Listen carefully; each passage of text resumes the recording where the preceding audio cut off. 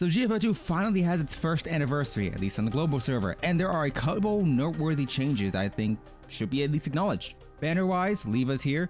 Cute, flat, I pulled, waiting her for some time. There's Lena, I did pull, however, not as cute as her sister. Banner-wise, you have Andorus, and you have Mechty. You also have a selectable banner, and this does, of course, extend to the individual weapon banner. Their standard banner, but no changes have been made within that, which I actually don't understand why they didn't include Faye on the art for it, but whatever. Beyond that, event-wise, we have a decent chunk of events. Now, yes, I understand a lot of these down here are just outfits, and I do intend on going for at least 2 of them. But with that being said, the major update is twofold. First off, if you're in a platoon like I am, I'm the platoon owner of Cunny Archive, you have the chat, which is now actually moved to the platoon menu.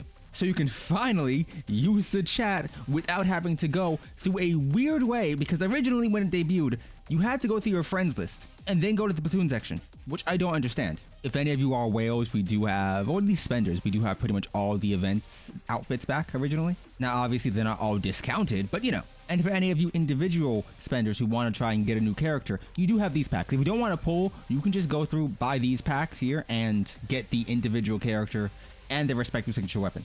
But you won't be getting any pulls for the current banners. And there are 2 of them. These ones entirely for standard units, so you can kind of avoid that. However, with that being said, the main update has been the crew deck. Now, I quite like the crew deck. I have not unlocked the entirety of the crew deck. As you see here, I have a couple of my favorites here, and some of these characters will wear their respective outfits you pick up for them. But I want to mention, you do have respective themes. The Mirage Terrace, this is a only paid theme. You cannot go through credits with this. The same thing applies here, and the same thing applies here. Now, furniture, you have 2 methods. You either go with the paid currency or the currency you can earn in the game to actually build these furnitures and ornaments, but you know, I just feel like that's important to mention. But if you're into customization, we have these so far. Once again, anything blue and starry themed is basically locked behind that paid menu and that paid accessory, but everything else is up to you. You do have ornaments, both stickers on the actual refrigerator and minor ornaments around the place. You can individually choose who's showing up. And whilst this is just the lounge I'm showing off here, you do have the rec room and you can customize pretty much everything here. And I'm obviously hoping they're going to add more. You have the Mirage Terrace. Now, when characters get swimsuit skins that you purchase, they will de facto to wearing them and coming out here. And yes, this does have that secondary theme. I honestly speaking think I prefer this. I like the mix and match, and so I will probably be doing that if I even go for this. Because I don't like this, but I do like this. But I do like this shower over here. You have the armory, which is an entirely different section. However, the benefit is you have your weapon racks, so your weapon displays are now just naturally displayed here. And for the most part, that's pretty much what this place is. You could obviously show your favorite captions or loading screens that you have in the game up here, but for the most part, this is a much more fluid way of accessing most things in the game. Like your dispatch menu, like hanging out with your dolls, and you get additional stories with them. I'd say the stories are just okay, it kind of depends on who you're going with. Being able to display your weapons and visually see them is quite nice. And if you don't want to walk around as your respective commander, you can just walk around as Kukai. Now, why? I don't know. I don't know why you can only walk around as her and not everybody else, but whatever. Now, one thing I will say is animation-wise, the characters are, at least for now, kind of being seen doing the same things. I do hope as I add more furniture, they interact more with said furniture, but whatever. So overall, I will say this is quite nice as an expansion. I just wish we got more basic furniture on one hand, but it is, of course, nice being able to actually see the characters, you know, you pulled for, and you can talk to them. And for the most part, with these decorations, you can individually rotate them if you don't like the way it looks. They're not bound to one orientation for the most part. There is this gacha skin. You can roll for it. I don't recommend you do it. I personally don't like the gacha skin itself. I don't mind gacha skins in games. I played MICA. I've rolled for Rouges. I've rolled for Rappies. I've rolled for a few gacha skins respectively. So I don't mind them, but I just don't think this is worth it because Kukai already has like 2 other skins that are pretty decent. And in that same vein, just you know, I think it should have been a new character rather than one who already got like 2 skins that were pretty good and pretty customizable, but whatever. But that's it for the crew deck. I like it. It's a nice feature if you like customizing things. If you don't care at all about that, whatever. Now, in regards to the state of the game, you obviously have a couple upgraded features. You have an individual key which will change boost based off your affinity with the character, as you see here. Mechty is at affinity level 8, so a nice 40% boost. You have these which you can indeed evolve. You want crit damage, you need this. I need to farm. I'm not worried about that right now. And I think these work as a nice middle ground for you to use and build out, because a lot of times you may not need a specific stat for certain characters, and you may not have extra pieces lying around depending on the characters you do use. But once again, that is a respectively minor feature. Now, I personally like GFO2. I do believe that it's in a weird ground where originally it sort of branded itself as a tactical shooter, and not going to lie, it's kind of lost the tactical aspect of that, especially as you get more expansions with characters. Mechty, as an example, got an expansion key which basically just lets her sleep on the battlefield, just does AoE explosions onto enemies. There's no animation for it, they just explode while she's sleeping. I really think there should have been an animation for it. Beyond that though, you're not really playing Mechty so much as you are just watching her play herself, which is fine if you like that. If you're somebody who's interested in the harder content, you're kind of in a weird middle ground. As of right now, you do have heroic mode, which actually adds additional buffs to your characters and additional buffs to your enemies. So it's like it makes the game harder, and they do sort of level scale with you. But for doing heroic mode, you don't get any additional rewards, so there's no real incentive to do it if you are just looking for gems. And if you are looking for content and things to actively do, yeah, you can switch it over. But once again, that could be invalidated by obviously the investment points you have of your characters. And whilst you have different bosses for platoons, nobody likes Gunsmoke. My own platoon does not like Gunsmoke. Like, do we do it? Absolutely, but I don't really blame people for not wanting to do it. Even for doing it, the main rewards you're getting are gems, because you have, or should have, so much of the respective platoon currency that you're pretty comfortable. And I think this leaks into the aspect that platoons, as of right now, don't really have a real benefit. You go to a platoon, if somebody has a V6 of a really strong character, you borrow that character and you apply them to your own team. That's it. But outside of that, what is the point? There's no other content that would require you to have a platoon, and subsequently there's no other point to having a platoon in the first place, because for a while the platoon chat was missing, and then even then when it was added, it was in an off section of the menu. And so if you're interested in tactical gameplay, I'd say it's finicky.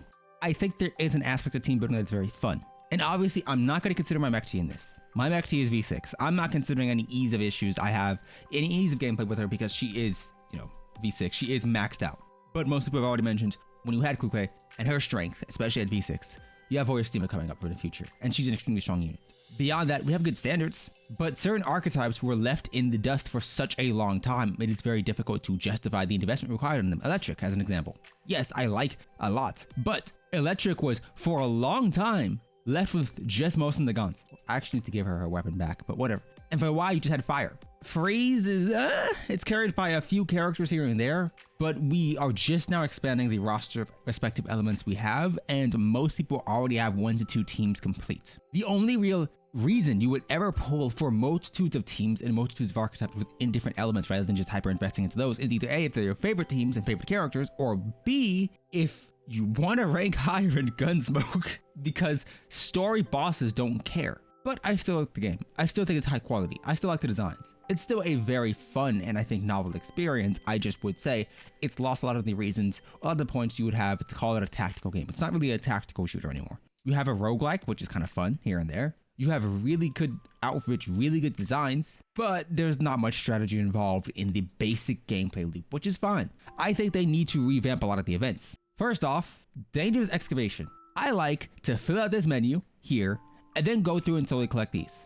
But this is an extremely slow clicking process. I have to wait for the reward to claim, and it's minor, I know, but I don't want to do it in the first place because I only care about the gems, because the rest of these materials aren't super duper valuable to me. And having to wait individually sucks. And that's a lot of the issues here. A lot of this is very slow. Now, obviously, I have a preference towards characters, as you see. Mechty. I like the flatter characters. Great. None of them really have, Mechty in particular at least, doesn't really have an alt outfit, so whatever. But even looking at the basic style of characters from GFO, 1, the initial first game, a lot of them have had certain assets changed and enlarged. I disapprove, but as long as there's a decent mix of the larger to flatter characters, it's fine. I do believe there are so many great designs we've seen thus far, and so many great output potentials. Whether it's in the subreddit or just online, you will see a lot of individuals who love the characters, and I wholeheartedly approve. But I do think it sucks as a global player to have so many things happen out of order that you really don't know what to expect in the future. Blue Archive players and Whisper players have a really good timeline, even Arcanine players have a pretty good timeline based off CN as to what is coming to them. GFL2 is the exact opposite of that. Whilst you've had no main story updates for quite some time, beyond that, if you're looking at banners, I don't understand why these two released at the same time. Like, I understand people want them and they're hyped, but why? Not why are you hyped, but more specifically, why were they released at the same time? I understand the crew deck expansion, being released late. Sure, and I understand it's sort of syncing us up at least a little bit better with End server, but we still don't have an adequate timeline of events for when things will be released. And if you are somebody who's looking to get started on GFO2, I recommend the campaign. I actually recommend the story. It's pretty good. I recommend the bond stories. All of it's good. However, the downside is a lot of the stories within the campaign transition for a while into events. And we don't have all the events out because for the longest time, past events was empty, which meant you couldn't really fully catch up on current events. And with the two events intertwining with each other and releasing at the exact same time, I'd recommend you go to the subreddit or go online to find out which one of these two you're supposed to read first if you are caught up. An issue which wouldn't have happened if these were separate releases. For anyone who's interested in changing their music, please remember, you can come up here into your menu and just swipe through the tracks. The game doesn't tell you this. I do think GFO2 got a lot of unfair hatred for the gacha skin, because let's be honest here, if you were going to quit for the gacha skin, you would have quit for the gacha itself long ago. But I think mechanically and in terms of content, the game is kind of lacking in a lot of areas. I think having your big guild mode being really hated, as in the bosses themselves are bad, and the rewards for not micromanaging your team versus just autoing aren't too different, sucks. Having certain characters just remove the tactical aspect of the game sucks if you were interested in that. But hey, that's just me. I still recommend logging in, pulling the characters you like, playing the game casually if you're interested in that, reading the bond stories and the main story. I recommend all that. I just said the gameplay is kind of a mix and match depending on where you stand. Regardless, join my platoon Cunny Archive. You may add me if you really want to. And with that being said, I'll see you next time.